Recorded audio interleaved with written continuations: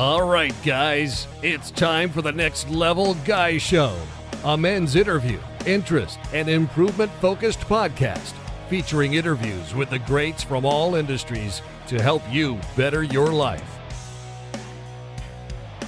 Each week, a new episode features an interview with one of the greats, covering all aspects of their story, from life hacks to tips and protocols that have allowed them to live life on the next level. We then highlight concrete action steps that you can use to improve your life. And now, your host, Ian Dawson Mackay.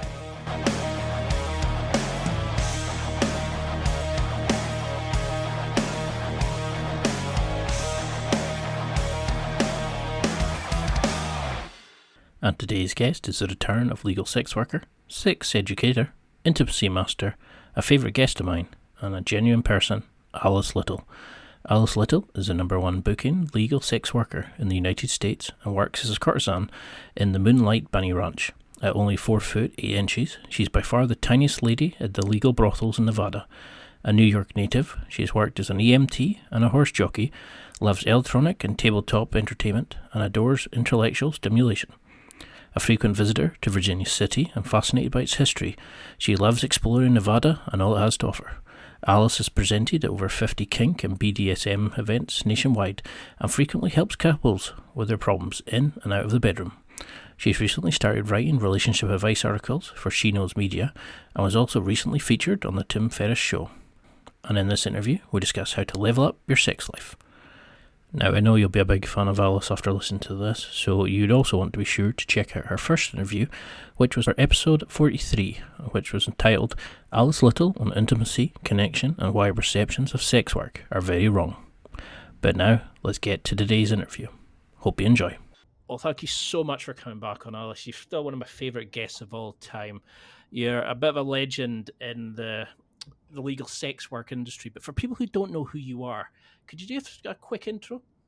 Yes, hello. My name is Alice Little, and I am a legal sex worker, sex educator, and kind of an intimacy expert.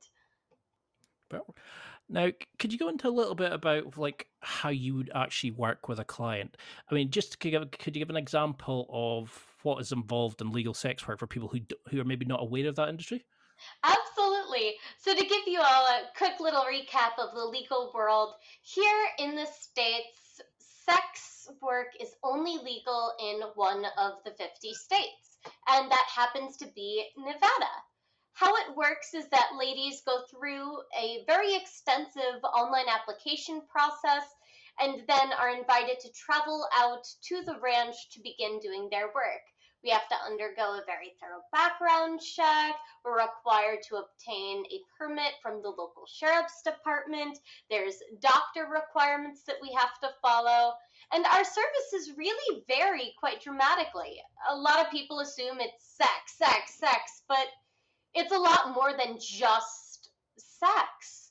There's a lot of companionship, connection, getting to simply spend time with someone and enjoy their company.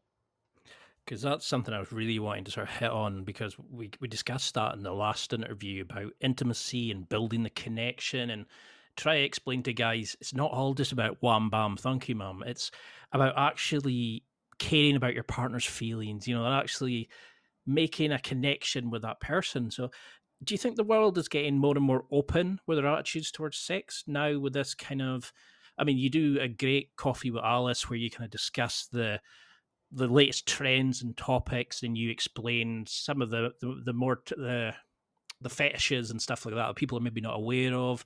You've got your great blog. And do you think people are becoming more accepting of sex now, or have you noticed a change in the trend?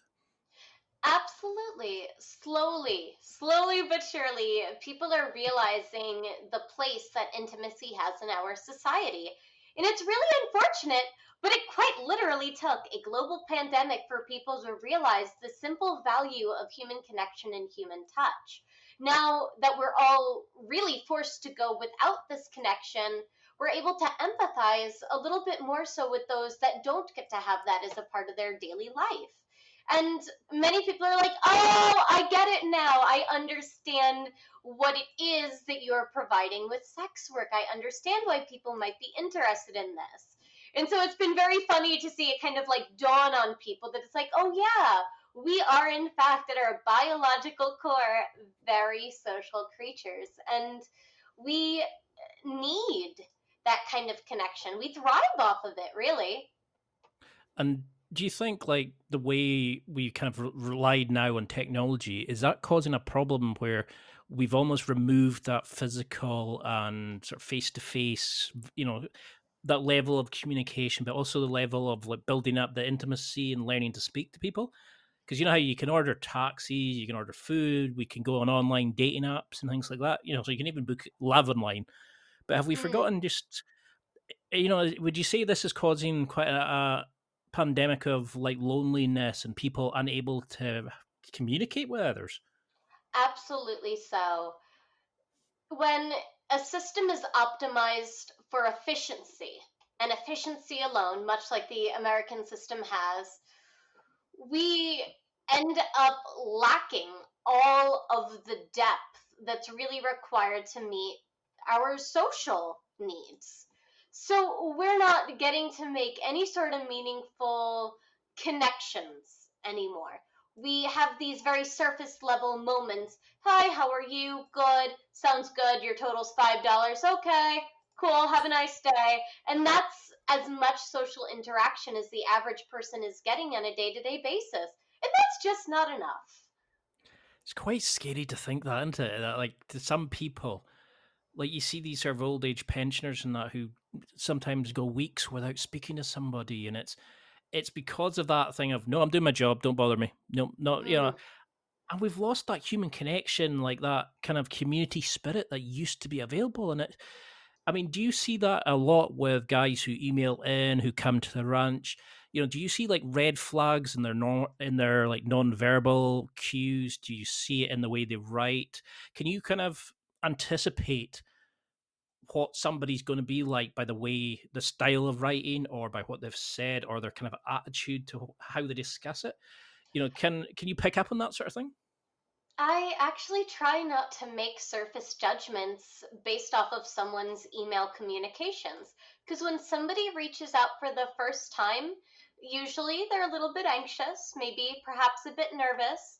They're not sure how to portray themselves. And so they almost struggle to kind of find their voice and find out how are they comfortable communicating about these things. Because let's be real here, how often in our day-to-day lives do we have an opportunity to communicate in such an open and vulnerable way?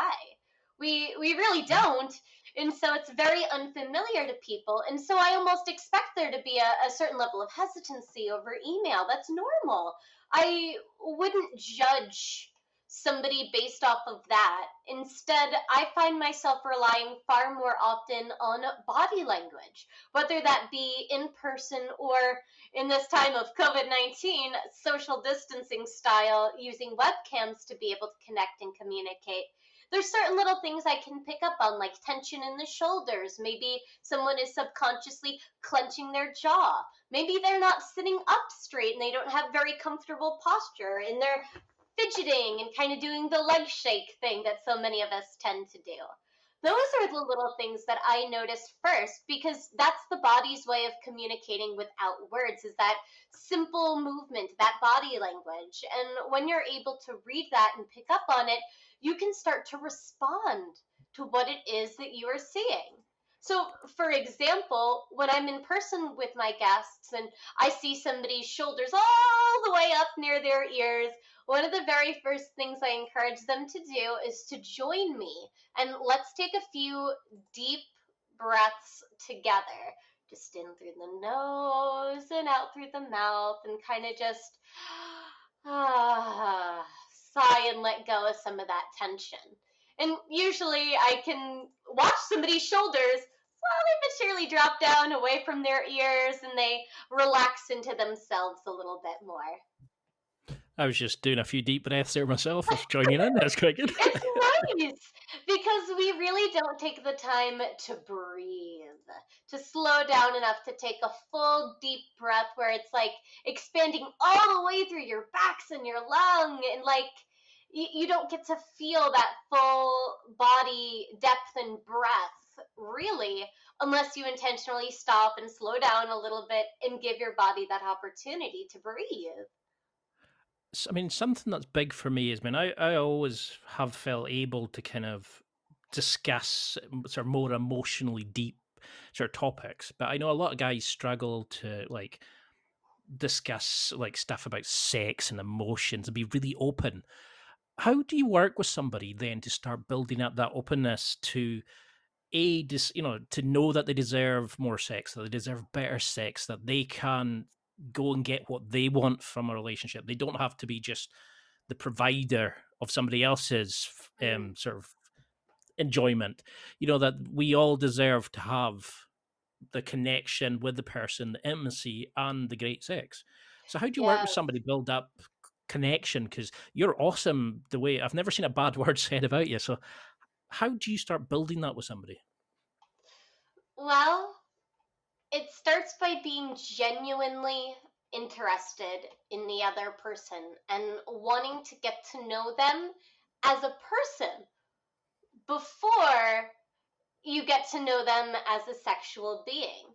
You've got to slow down and actually make that connection first. What are your hobbies? What are your interests? What motivates you? What do you enjoy out of life? What sorts of things do you struggle with? Like, what's your biggest struggle? What's your greatest fear? Various things along those lines. Just simply having those types of conversations is a really great launching point for being able to make a good, solid connection with someone that then allows you to really build from there. Like, it's kind of like building any sort of building, isn't it? Where you want to have this nice, solid foundation, and then you want to slowly but surely build on top of that. If you don't have a solid foundation, unfortunately, there's really no good way to be able to develop a quality relationship where you're really getting to know and care for someone.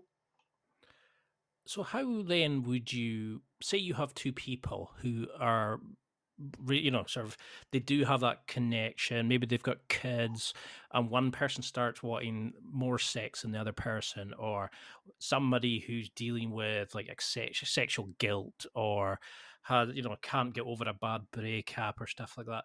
How can we kind of get move on from that kind of, how can we help our partners heal if they're going through something like that without putting too much pressure on them to kind of fulfill the physical needs? How can we help people with their emotions and their mental healing and evolution, I suppose? Maybe not the word I'm looking for.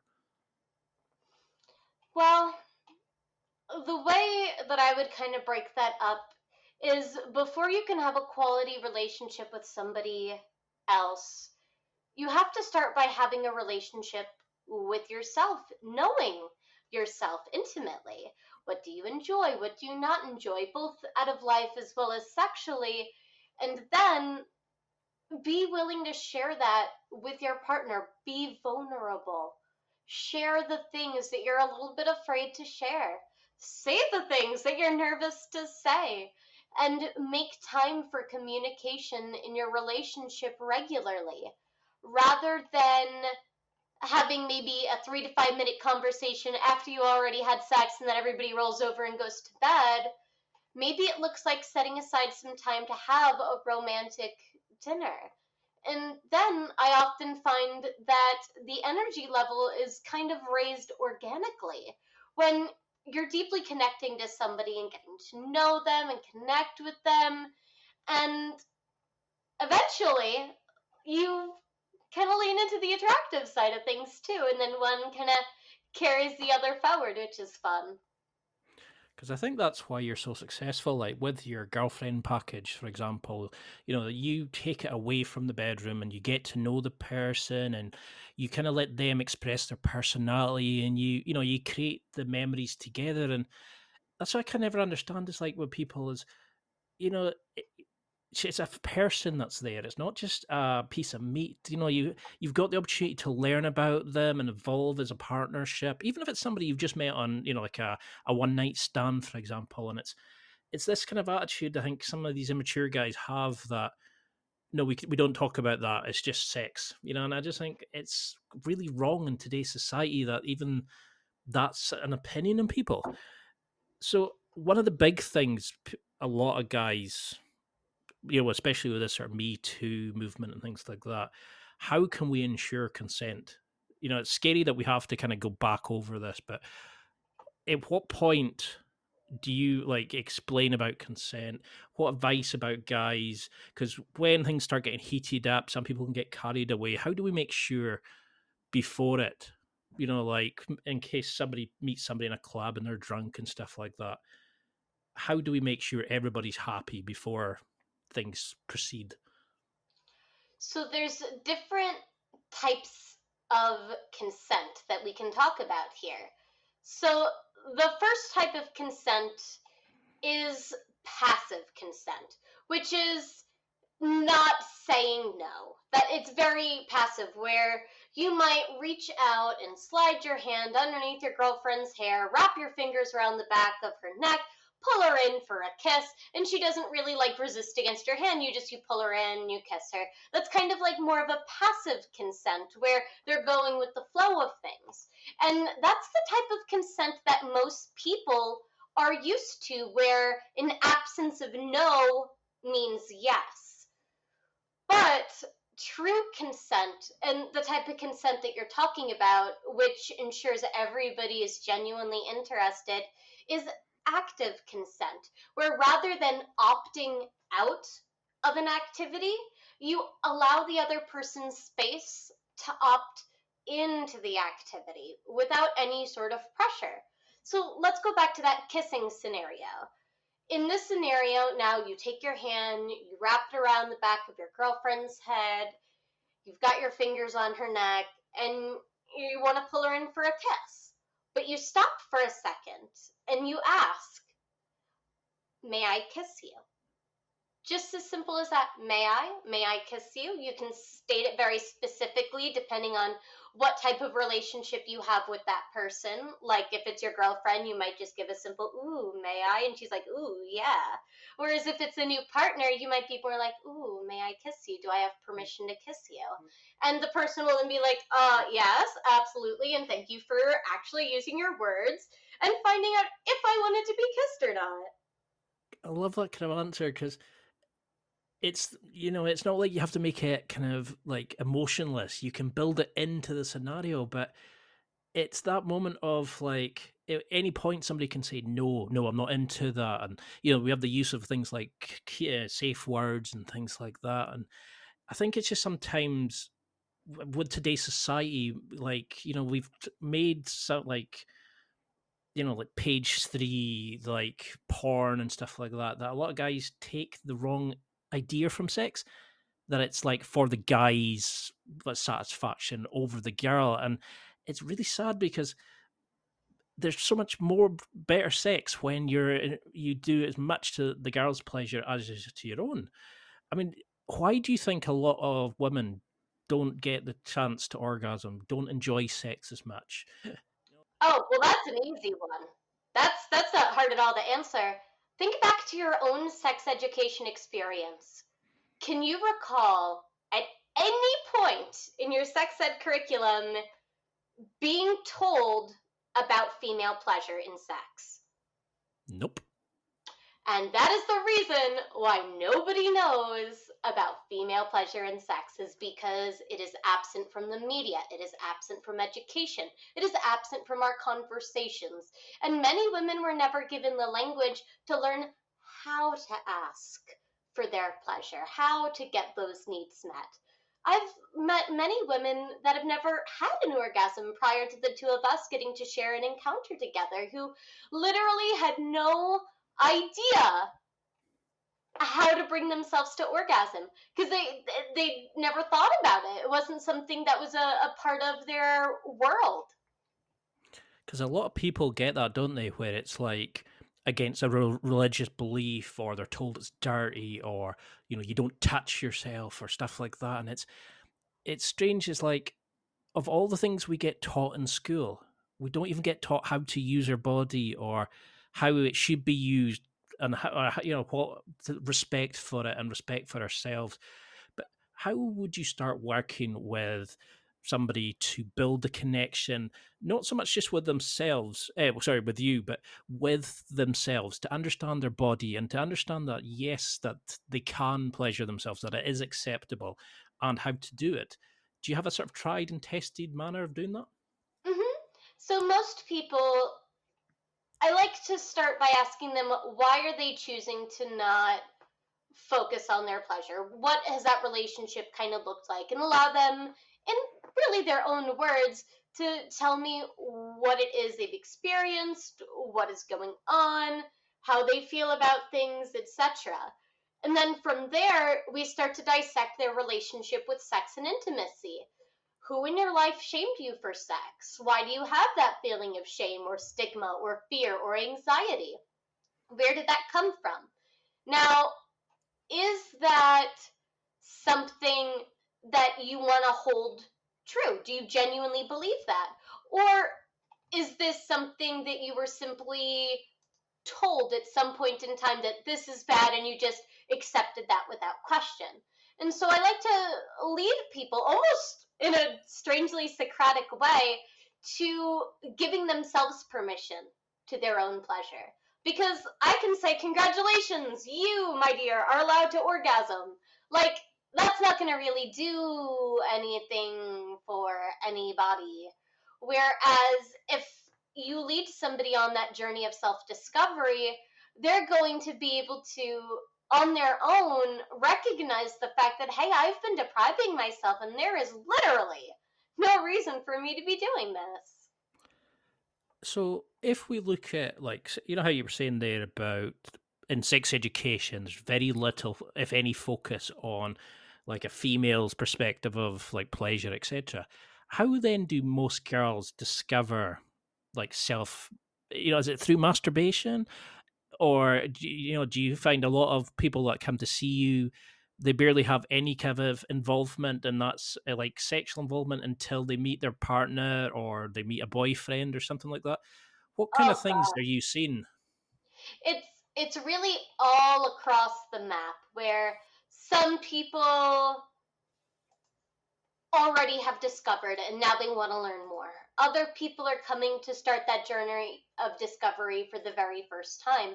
And so it really is like a full scale spectrum of folks coming to see me and meet with me to get all these different types of experiences. Because a lot of people falsely assume that seeing a sex worker is like a one size fits all sort of thing. No, what we do is dependent upon you, your interests, your desires, the things you want to learn about, where you want to discover. Things like that really make a big difference in what a scenario kind of looks like or what an experience could look like. So, like for me, for example, like sex or dating and that, it's a lot in the mind as well.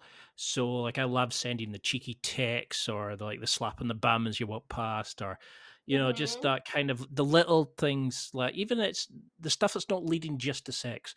You just do generally because of the intimacy or the connection you have with your partner, and I find it Mm-hmm. kind of just sex happens from these sort of things. But what kind of tricks and tips do you give the couples that you interact with to kind of keep that spice alive, to build that kind of cheekiness, the kind of, that sexual chemistry, that, oh, I can't wait to get you in bed tonight kind of attitude? I find that active, active and specific communication in that direction, that is not generic is what really does the trick. So, hey, sexy, doesn't really do anything. Where's the effort? Like, come on. You can do better than that. Come on, my dudes. Like, actually think about your partner and what it is you find attractive and give them a specific compliment. Wow, I really love the way your hair looks today. Something like that is going to be a lot more meaningful to your partner as compared to some sort of, oh, you look real hot. Like, come on, guys. You don't think that girls on the internet get told they're hot 5,000 million trillion times a day? Like, get specific, get real. Talk about what you find desirable. Wow, I'm really looking forward to getting to spend some time with you tonight. I really am interested in learning more about what makes you tick, how your body works. Does that sound like fun? What do you want to do tonight? Like, that can be a great way to get a conversation going. See, this is why I love having you on. Like, it's just try to explain to people like what a girl wants. It's not what a guy wants or what we've seen in films and stuff like, you know. I mean, that's why I loved chatting to you last time, because you gave it straight. You cut through the bullshit and you just told guys what they needed to hear. And that's why I can see why you become so successful. I mean, your brand is exploded, you've evolved, and you're becoming a lot more mainstream. So how have you found that since you become a kind of like a celebrity off the Tim Ferriss, the BuzzFeed? Oh, I do have a bone to pick with you. I noticed I'm not mentioned in your bio line. I was quite hurt. I was quite hurt by that. Aww. But how have you sort of found? You know, are people coming more to you now because of that fame, that kind of, I was going to say notoriety, but you know what I mean? Like, you find people are The kind of, notorious Alice Little. I don't know. I kind of like that. That's funny. I mean, but do you find that more people are wanting to work with you, kind of, or more people are becoming accepting of sex work or understanding the benefits they can get from coming to see somebody like you? Mm-hmm. There's been a really positive reaction and reception to it. And it's even true for the online changeover that's had to been made during COVID-19. People are still very interested in connecting, getting to know me, and I'm very, very grateful for that. It's made my life so much better. Like, I guess the best way to describe it is that every time I get to spend time with somebody, I feel like I have an opportunity to learn just a little bit more about them, about their interests, and even about myself too. And so it's like every opportunity I have to get to connect with someone, it's really important to me and it's really special. Because you must get such a kick out of that, being able to kind of like know that, I don't want to say broken, but know somebody that comes to you with a problem that's maybe repressed because of an incident in their past, or two people who couldn't connect emotionally and you help them through that. It must be amazing to feel that, because I get like an absolute kick out of speaking to people on the podcast, thinking it helps me alone and thinking, oh, well, that might help somebody else in the audience. But to actually go to such a deep level of connection and emotional and intimacy with people, you know, because I mean, sex is quite a sort of very primal thing. It must be quite amazing. I mean, how do you deal with that kind of emotion on a sort of daily basis? Well, whenever it comes to connectivity, the way I've always thought of it is that you can't pour from an empty pot. So you've got to make sure that you're taking time for self care too, that you're prioritizing your needs. This way, you're able to show up for that other person 110% ready and prepared and energized and able to focus on them, their needs, their priorities. So, what sort of things should guys have in their? The question I got sent was sex drawer, but I'm assuming they mean like their bedside cabinet. So, like, you know, lube, wipes. But also, what Yeah. should we have in place for a partner who's staying over or a one night stand? What kind of little things mean a lot to you when you're dating a guy, or, you know, a hookup or something like that? All right. So, guys, here's the secret. First thing, you get the girl into your house, offer her something to drink, coffee, tea, water, offer her something to drink, be hospitable. Like, it does make a difference. Make her comfortable. Let her know where everything in the house is. Show her the apartment. Show her your house. Oh, here's the kitchen, then here's the living room. Help yourself to anything in the fridge. Make her feel comfortable and at home in that shared space. That's your just basic starting point. When you bring somebody home, do it the right way. Be a good host for that person. And this is even true outside of the pickup scenario. Like, be nice when people visit your space. It makes a big difference. Second, another really great idea is to prepare by having everything that you need already on hand. So this can look like having condoms in whichever size is the best fit for you. This looks like having a water-based lube, something that's not too sticky, something that is condom compatible, so that's why it's got to be water-based. I highly recommend having a package of baby wipes simply because it makes cleanup really easy. If you're like, oh no, I can't have baby wipes, chill, go get you the Cottonelle, whatever butt wipes that they sell. Wet wipes of some sort of variety, I don't care. Get some that have absolutely nothing added to it, which is why I suggest baby wipes, because you figure babies' bottoms are very sensitive, and so they're very particular about what's allowed to be in that product. And guess what else is sensitive? Your body. Your actual body, all your sensitive genital regions. Like, don't put harsh chemicals down there. I highly recommend having some sort of massage oil. Just a small, simple little bottle. This way you can squeeze it out and give your partner a back rub, and you're not having to be like, oh gosh, where do I go? Where do I find the thing? Like, don't do that. Just have it on hand. I recommend putting both the lube and the massage oil into a Ziploc plastic bag. This way, there's no chance of them leaking and getting everywhere, because I'll tell you right now, that sucks. Oh, I know. Other good things to have, some sort of sex toy. I really like the wand style massagers, like a Hitachi magic wand, maybe a cordless wand, something along those lines that you can use.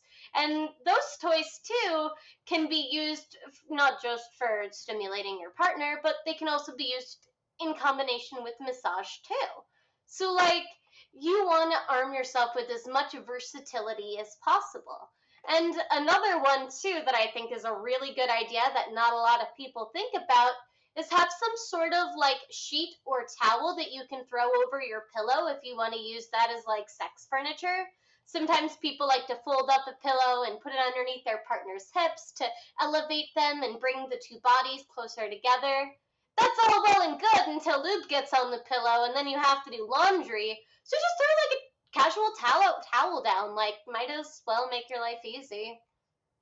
I love it. I mean, have you ever had sort of like experiences of like meeting with a guy and he opens a drawer and there's like a shit ton of sex toys and stuff like that? How should people start introducing these kind of things? I mean, at what point in a hookup, if at all, should these kind of things be used? Or, I mean, because I love going into the whole massage thing and I love doing all that kind of stuff. And, I'm definitely not vanilla, shall we say, and like I've got handcuffs and all this kind of stuff.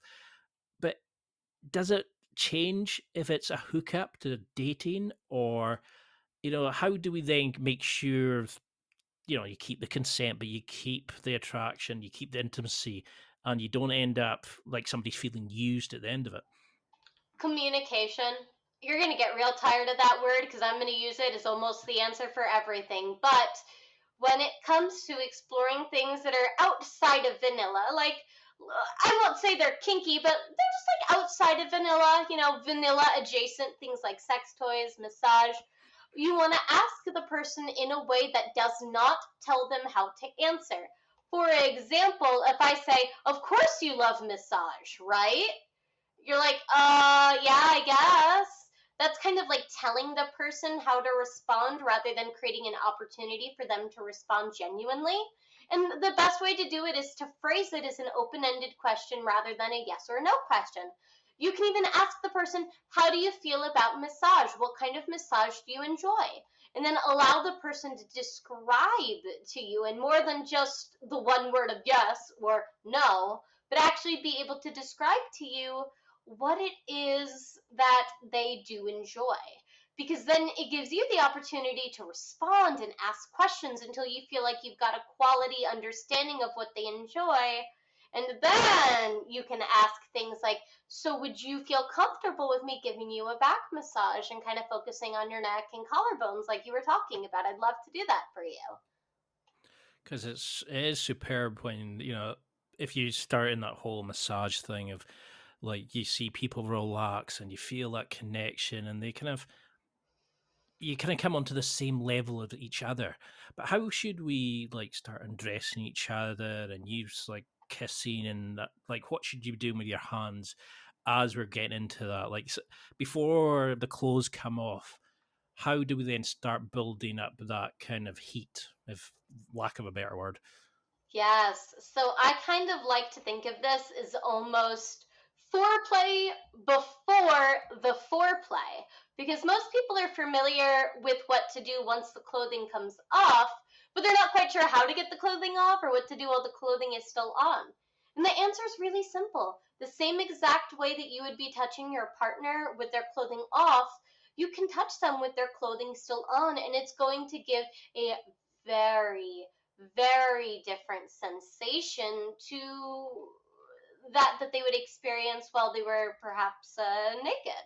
So like you can wrap your arms around your partner's back, let your fingers explore their sides and down their spine into their hips, and kind of give a little bit of a squeeze. Maybe feel your body press against their body. Maybe pull them in closer, wrap your arms around and play with that space a little bit.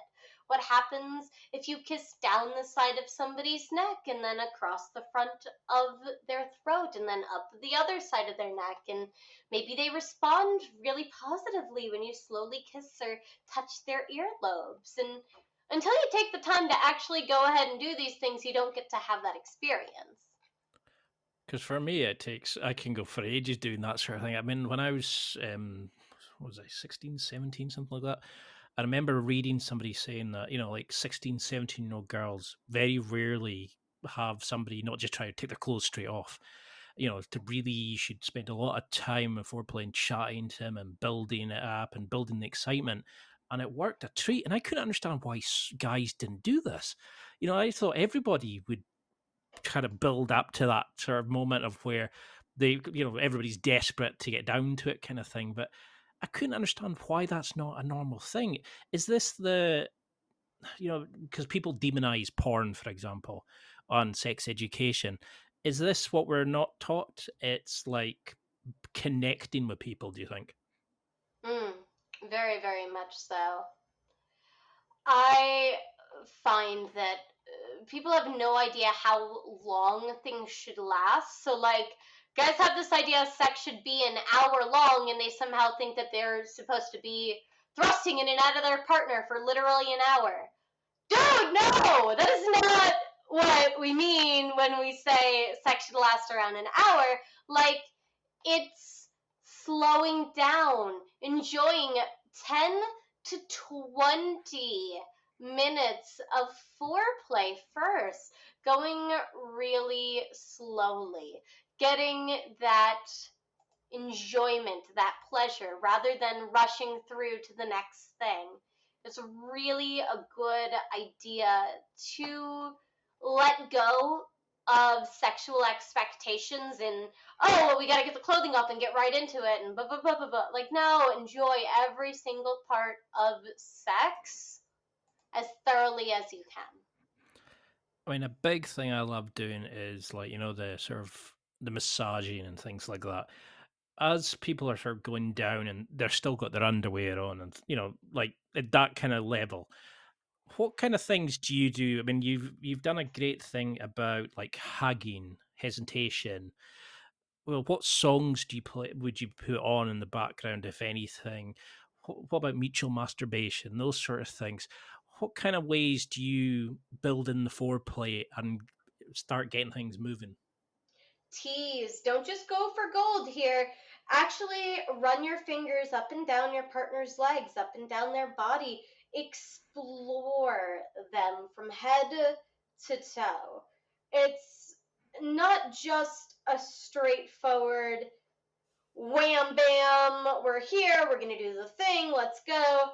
It's really taking that time to, like, maybe you start at your partner's knees and then you're slowly teasing your fingertips up and into their inner thigh, but then you skip and now all of a sudden you're brushing your fingertips over their lower stomach. And as to music, I really like a genre called chill step music. It's got like kind of a nice funky beat to it, but it's not super loud. And if there's vocals, they're usually pretty soft and quiet. So it's just the kind of thing you can like nod your head along to and be like, yeah, all right, this is great, cool. It's time for a quick break. There are millions of potential products to buy, so how do you know which ones are worth your hard-earned money? Simple. You go to nextlevelguy.com/affiliates and explore those that will transform and improve your life. You'll find deals, listener exclusives, and special offers with some great companies. Recommendations are 100% honest and only on items Ian has tried or believes in. The companies showcased will make you a better man in all areas of your life. Simply go to nextlevelguy.com/affiliates and level up. So see when that's sort of happening and people are sort of getting into things, a lot of girls go on about guys not wanting to, I don't like the phrase, go down on them, like oral sex. Where do you see guys go wrong with oral sex? I mean, why do guys expect it but girls don't, or is it guys are selfish? Or I mean, to be honest, I love it, but is it because guys don't know what they're doing, or is it that it takes too long in their minds, or they don't know what they're doing, so they can never satisfy a lady? What kind of tips do you give, or do you see guys going wrong when it comes to like oral sex and that sort of thing? The biggest mistake that guys are doing is going right to the clit and doing nothing else other than being super aggressive and pressing down as hard as they can. Guys, the female anatomy is very different than the male anatomy. The female anatomy is extremely pressure and touch sensitive, and as such, the last thing you want to do is go right for your partner's clit. You want to tease and touch and go slow. And when you're with somebody for the very first time, I highly encourage you to make your oral sex experience something that you're talking about while it's happening. Hey, tell me what you enjoy. How does this feel? How does that feel? Do you like it up or down a little bit? Is that good? Finding out what your partner enjoys is so imperative because not all girls are the same. So just because you were able to get your ex off no problem by doing one very specific thing doesn't mean that your next partner is going to enjoy that thing as well. So I think it's really, really important to, I'm going to say the buzzword, communicate during oral sex and actually like invite your partner to give you feedback. Let them know it's okay to be like, no, that feels terrible. Do this instead. Like, oh my God, I wouldn't want to do something to someone that they're not enjoying and just be like, oh yeah, that feels so good. And part of that responsibility is on the ladies too. For those that are listening, ladies, you got to stop faking orgasms if you want to have good sex. Fact, you cannot give your partner incorrect information and mixed signals and then expect them to know what in the world to do with your body. You're literally setting them up for failure. Don't do that to yourself. Don't do that to them. Respond authentically when your partner asks for your feedback, please.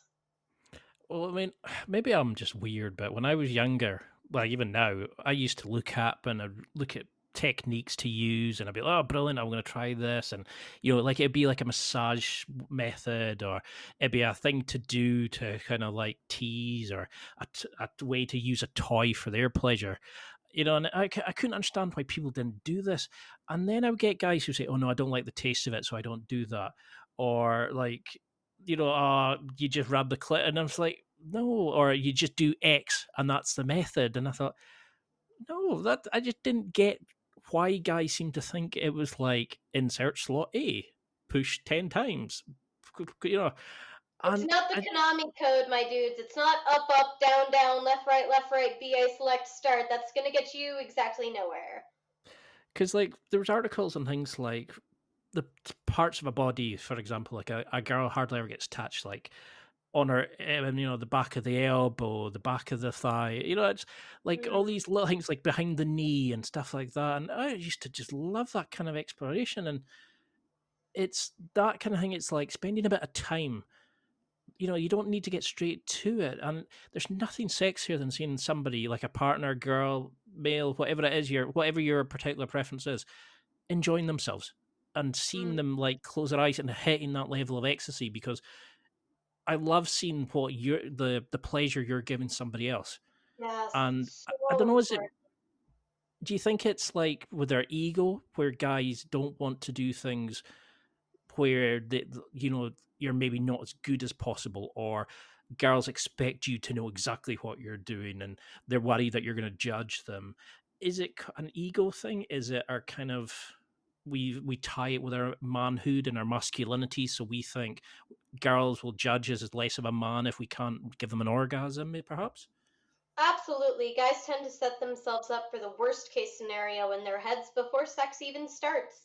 And guess what is one of the leading causes of having bad sex? Men.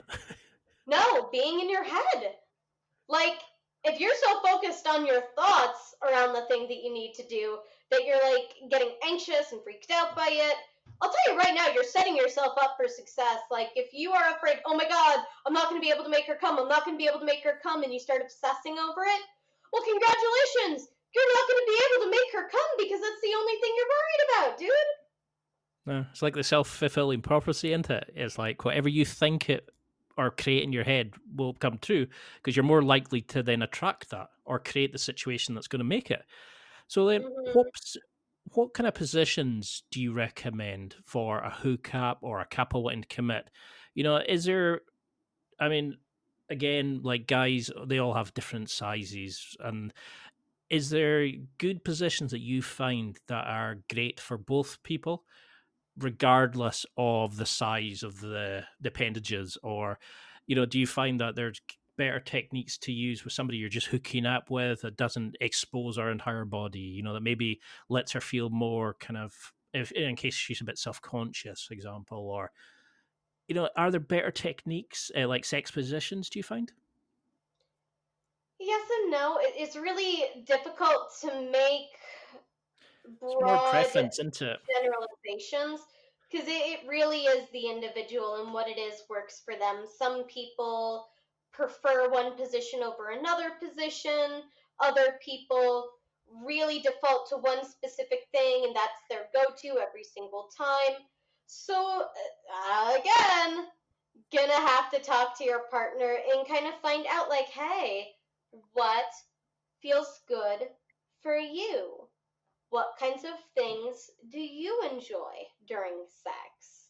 And then being open minded to try things that you might not be familiar with as well.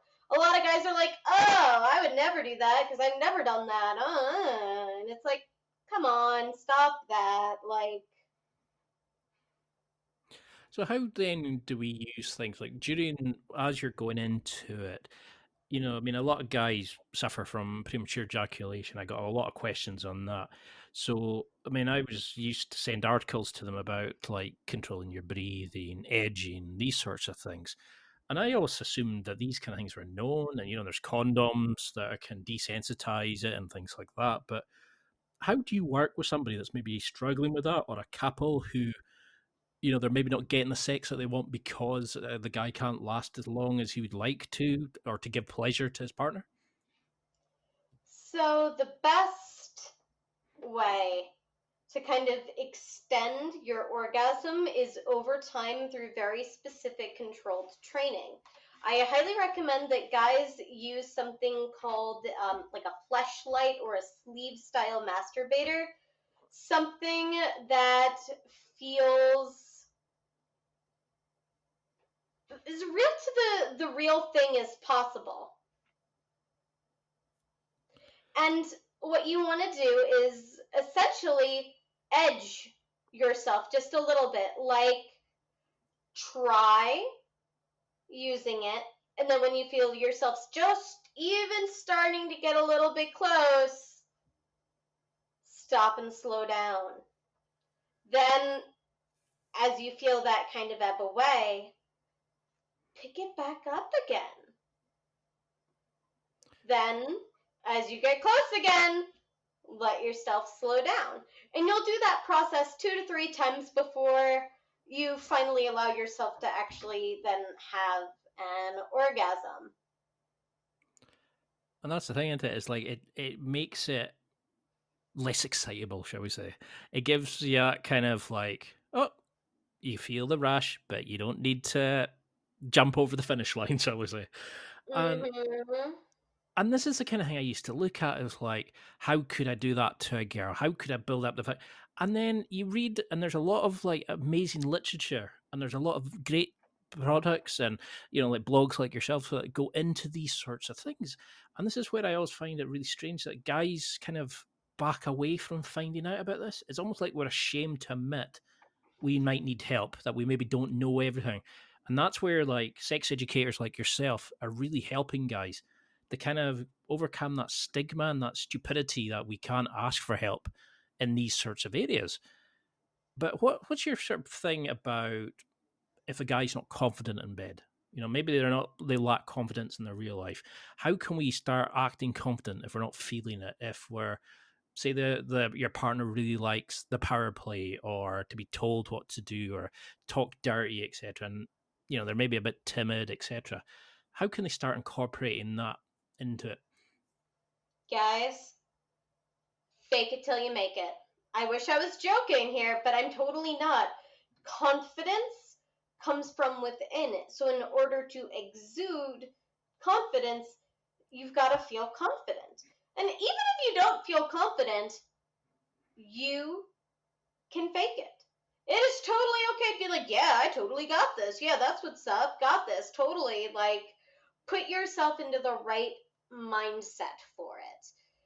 Feel as confident as you possibly can going into the scenario by focusing on the things that you can control and letting go of the things that you can't. Like, hey, you have no idea if you're going to make her come or not, but hey, I really know some mean foreplay. My foreplay game is hella on point, and I'm going to really be able to show my partner a good time. And I am, rather than nervous, I am excited to get to spend time with them.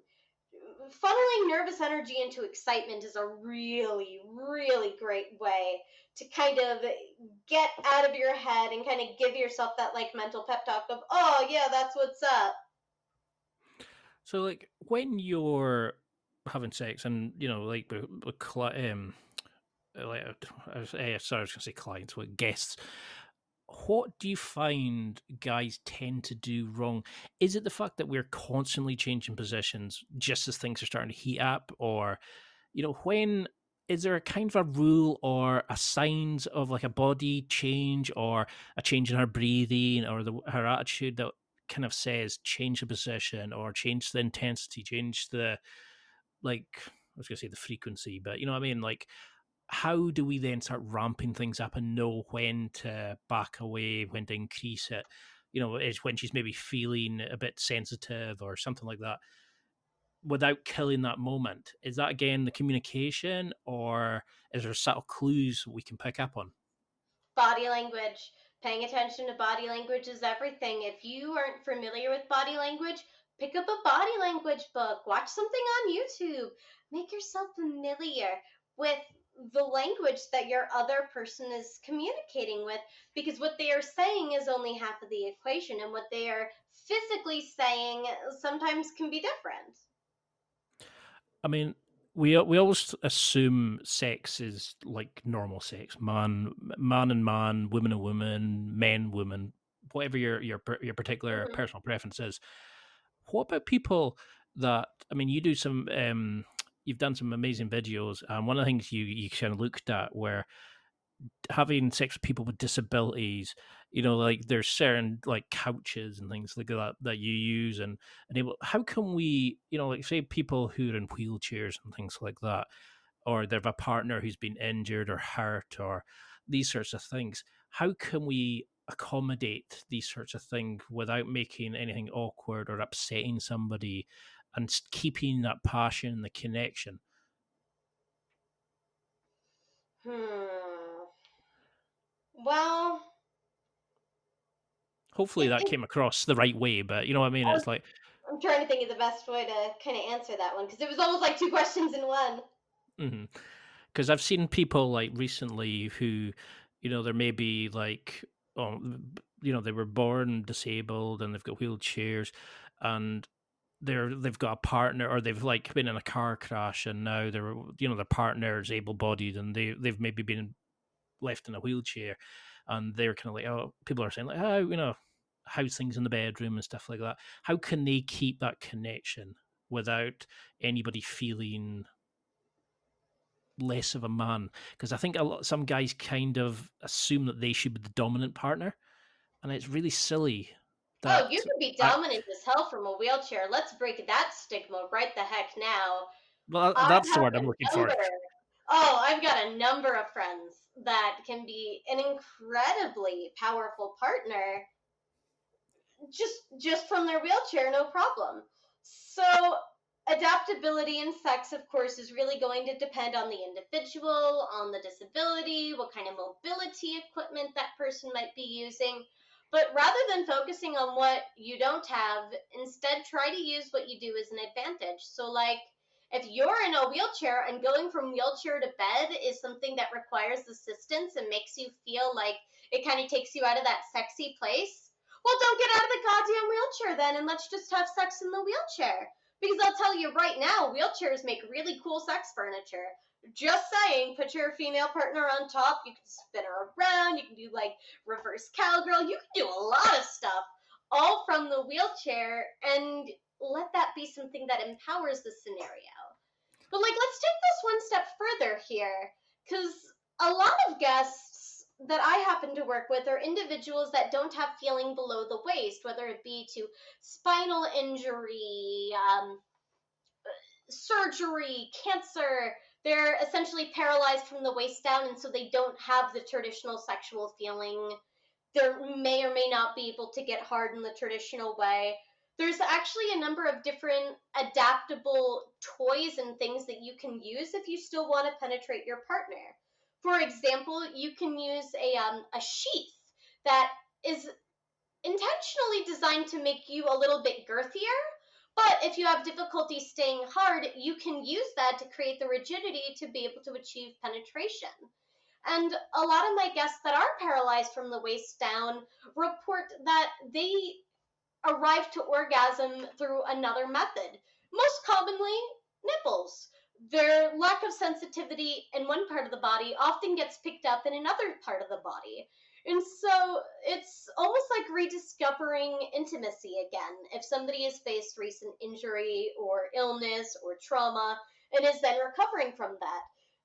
Not only do you have to learn how to make love again, but you also have to fall back in love with your body again too and accept those changes. Because those were the words I was looking for, like that kind of the stigma, mobility. It's like it's not what you've got, what you haven't got. It's what you have got, and it's that's the fun part is finding out what makes somebody tick, what gets them going, the bits that you can do.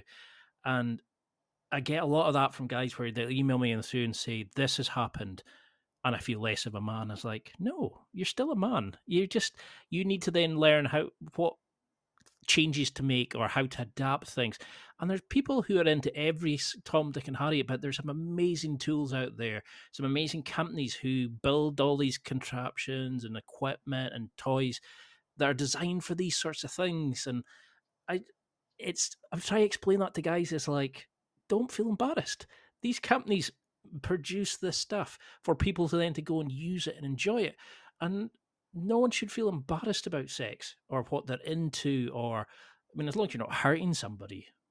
Well, depends if that's what they're into, but Hmm. I just find it kind of strange. It's that even nowadays, with the prevalence of porn and all these kind of toys and companies and stuff like that, that we still have this attitude towards, no, it's a private thing. No, you don't discuss it out there. You don't ask for help. And this is where you're breaking down the barriers and the stigma. And you're kind of like showing people that it doesn't matter what your current situation or where you're coming from or where you're starting from, you can learn to be better at sex or enjoy sex and be accepting of the fact that you can be loved, you can be connected with somebody, you can be intimate and vulnerable and all these kind of things. And it's amazing work you do. But for those kind of people who are maybe a bit more like less than vanilla, shall we say, who are into certain fetishes, how do you start bringing that in and communicating that you maybe want to try role play, power play, BDSM, whatever it is? What kind of ways have you found are successful in communications? Mm. Well, you've got to first, of course, start with just connecting with the other person as like a baseline. You've really got to establish a connection first before starting to explore kink and whatnot. But once you are at the point where it's kind of appropriate, you've gotten to have fun a few times, so you want to explore more. Ask the person and put it in a space where they get to share first. Tell me about your kink experiences. Tell me about your kink desires. What sorts of things do you find enjoyable? Have you gotten to explore with this? Would you be interested in exploring this? Would it be okay if I share with you some of the things that I'm interested in and some of the things that I've gotten to experience? And once the person then opts into the conversation, you're golden. Now you can proceed to really have this genuine quality chat in which you want to ask questions, learn more about the specifics of what somebody enjoys. And do you find there's a sort of commonality in the types of fetishes that couples and guys, and girls are coming to see you about? Is there Yes, things that people are into that they're maybe afraid to ask, like regular partners and stuff like this? it is a Because full spectrum of various activities. It's really hard to say that, like, oh, most people come in and they want to try this thing or that thing, because the reality is that people are so incredibly diverse with their interests and what Mhm. it is that they are curious about, that it's really hard to say, oh, this is the one thing that comes to the top. But I also really don't like to stereotype by saying, oh, this is the thing, that's the thing. But I will say, though, a lot of people are very curious about either giving or receiving anal penetration and getting to explore anal sex or pegging and getting to see what that's really about. Because many people find that to be rather taboo, and so they don't want to talk to their partner about it, but they're also kind of interested, and so I am a very safe way to kind of have that journey of exploration. and there's that stigma again where guys assume that it's not macho if they want to, go down the anal play route or like you're saying pegging and things like that.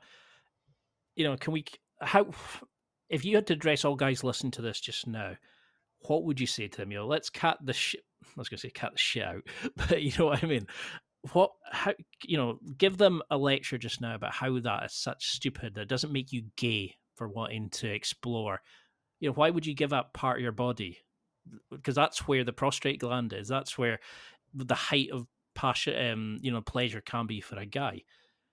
But do Very you much have so. do you have guys that kick back at that when their partner wants to initiate that or to try it in the relationship? How do you explain to them what they're missing out on? All the time. So the way to kind of look at and discuss anal sex is to first know that it isn't gay. A lot of people are concerned about, oh, will I be seen in a certain light if I explore this? Will I be judged negatively for doing this? And the reality is, no one is judging you, no one is assigning morality to this activity.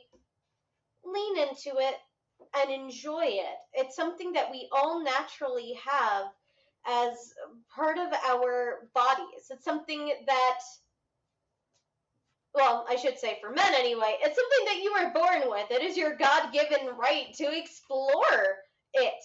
Like, it's a body part. It is no different than your big toe or your middle finger or your nose. It just happens to be located about 2 inches into your rectum, and when it's interacted with, it feels really good. That's not a bad thing. Like, why are we choosing to deprive ourselves of potential pleasure? That doesn't make any good sense, I feel like. Well, I know people are going to be fed up with me saying this, but like I do jiu-jitsu, Brazilian jiu-jitsu. One of the jokes is that some of the training academies don't teach leg locks, like to finish fights. And they're saying, well, why would you give up 50% of the body and focus only on the top half? And I always laugh when I think about these kind of topics because that's the same thing. Why would you not try to explore your body and your partner's body and find out of the whole range of different things they can do? I've just never understood that because of something that you think somebody might randomly think of you. If it's between two consenting adults, in your relationship or your hookup or whatever, go at it, enjoy yourselves. Unless it's illegal or something, I just don't get. Maybe it's I was just raised differently, or I've read a lot of different literature. But why do you see a common reason from clients? Is it that, like you're saying, that they're just not given the right kind of education, or they're not told how to appreciate their own body, never mind their partner's body? Do you see Stigma a and reason? shame. Stigma and shame is really the main origin point for most people. They never were taught how to experience pleasure, how to discuss pleasure, how to enjoy their own pleasure. And as a result, we're like, is this okay? Is this right? Is this bad? Like, the reality is that we don't set people up for quality adult relationships at any point in school before we're adults. No one has those conversations with anyone. And so is it really that surprising we have a lot of really wild ideas about that and negative assumptions and false assumptions? Like a big one, like the negative assumptions is people assume that if the girl wants to bring in, say, like a sex toy, a vibrator, or whatever, that it's a sign that the guy's not good enough, that she needs this to get off, rather than it can heighten the pleasure that the two of you are having, or it can, take it in a new dimension or a new method or a new way. Why do guys have this stupid idea that the toy is like a competition, or it's a sign that she's saying that you're not good enough for her or something like that? Is this again with her ego and the musk? We're tying that, we should satisfy woman, this sort of caveman bullshit. Why, and how can we incorporate sex toys or know what to do with them like while we're having sex with our partners? How do we encourage our partners to be more vocal in the bedroom and tell us what they want and how to use a toy as an addition while we're having sex? Yes, guys, you're not in competition with sex toys. You shouldn't feel threatened by sex toys. Like, they enhance a connection. They enhance a sexual experience that you get to have. It's not. I'm trying to think what the right way is to phrase it here, but it's like we fear things that we are not used to. We don't know how Fear to of the react unknown. to it. And so, again, people kind of have this crazy idea of what and how they should respond. Like, I don't I'm trying to know. I think. think that sex toys really bring something to the equation, and they're definitely worth exploring. And that's the thing, is once you start exploring it, you'll never look back. I mean, some of Oh the God, there's amazing so things. many different toys out there. There's like a whole spectrum of different things that you can explore. And there's stuff for guys and girls. There's stuff for partners. There's stuff for like All bodies, like all as bodies. you're doing it, disabled people, able-bodied people, older, younger, whatever it is. There's something. Whatever it is you're into, there's something there, and there's a market there, and there's people who are interested in it or who are willing to try it. But could you just give a quick intro there about how should toys be cleaned and maintained? Because I think a lot of people don't think about that stuff and they kind of just put it away after use, and obviously with bacteria and like the pH balance levels of like the vagina and stuff like that, or like, the bacteria that can grow in sex toys if they're not adequately maintained. What kind of like methods of cleaning them and that do you use? I really love the Swiss Navy toy and body cleaner because it's antibacterial, antimicrobial, antifungal, antiviral. It kills everything. It's really cool. You simply just spray the toy down. It's like, oh, hey, it's clean. Nice, simple, easy, like not super complicated at all. And then for storing the sex toy, getting a toy bag is a really smart idea. Like, you want to have somewhere to put the sex toy after it's clean. You just don't want it like sitting randomly in the drawer. Like, I usually go ahead and like put it into a little storage case for yourself. I love that. Well, before we get into part 3 and get you back on, because you're still one of my favorite guests, can you go into just a quick thing on how we can get in touch with you? How can guests book in like a package with you? How can they do the virtual girlfriend experience? Because I think that was your most popular one at the moment. And how can they Yeah. kind of keep in touch with you? Social media? How can they email you? This is your perfect time because guys will be falling in love with you just now. How can we go and take a relationship further with you, shall we say? The best way to reach me is going to be through email, and that's Alice Little at theAliceLittle.com. I also have my own website, which is www.thealicelittle.com, that has more details about my various services and offerings. And if you're interested in OnlyFans, you can always find me also as well under Alice Little.